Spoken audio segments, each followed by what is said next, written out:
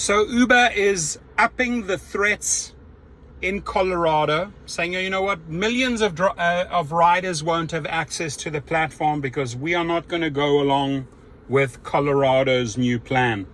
And Uber warns it may have no choice but to leave Colorado ahead of a rider safety bill if something does not go their way. They're pouting and screaming and acting like little kids. No, we're going to leave. We're going to leave. Dara, read my lips. Fuck off. Leave. Right? Bluffer. All they do is bluff, bluffity, bluff, bluff, bluff. Do you honestly think, ladies and gentlemen, drivers, this is where you got to squeeze Dara's testicles, right? And squeeze it harder. Because you can test him by going further and further and squeezing and squeezing. They ain't going to turn their backs to millions and millions of trips that they will be losing in Colorado. It's not going to happen. So what is this all about at the end of the day? So the Colorado bill would require Uber drivers to have continuous audio and video recording of rides. Again, what does the Colorado bill say? It would require Uber drivers to have continuous audio and video recording of rides. Personally, I don't think it's a bad thing. It's more safety for you, and it's also protecting you against all those false accusations and wrongful deactivations, right? Uber doesn't want that. Now, some driver the other day looked like he was high as a kite. He made a video and said, well, you know, the Rideshare professor reported on this. He doesn't really know Colorado, and the bill is continuously changing. Yes, the bill is continuously changing. It's called negotiating, right? So the core requirements in this bill that they want to see. And of course, there's going to be negotiating on both sides. But Uber at one point does not want to negotiate. That's a fact. And that's what I want to convey to this driver who made that video. At some point, you know, are they or aren't they bluffing? I say they're bluffing. And they basically say, absolutely not. We will not have the rider and the driver be recorded. For multiple reasons that would not be beneficial for Uber. Now, you got to ask yourself as a Colorado driver, will this or won't this bill help me? I'm all for safety. I'm all for clarity. I'm all for transparency. And I think if it has to be an audio and video recording, it can only be good for you. Now, the question is, who's going to supply the dash cam? Who's going to supply the technology? That might be one of Uber or Lyft's biggest pushbacks, right? Oh, well, we're not going to spend that money. Well, you can't expect the driver to pay this money.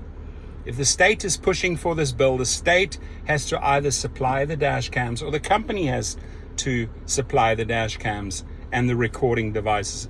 It would be wrong to dump that cost on the driver. And that's why I could understand that drivers might get upset in the negotiations. Are we stuck with a bill? Do I have to pay $200 now for a dash cam? Firstly, if you haven't got a dash cam, go and get it anyway. It'll probably save your life, and it'll probably save your ass if there's an accident. So to me, this is pretty cut and dry. You know, there's a bill that's introduced that wants to protect riders, but at the end of the day, I also think it really protects the drivers. The Colorado House of Representatives successfully passed a bill designed to increase protections for persons engaged with transportation network companies on April the 16th. Among those protections included conducting a regular criminal background check for drivers. Sorry, that should also be for riders. Right? That should not just be a one side. That's where I could see if drivers are pissed off about that. Every 6 months, and requiring drivers to make audio and video recordings of trips. The HB 25-1291 bill passed on 59-6 bipartisan vote before it was referred to the Senate Committee on Business, Labor, and Technology, where it was amended to the Committee of the Whole on a 4-3 vote on Tuesday.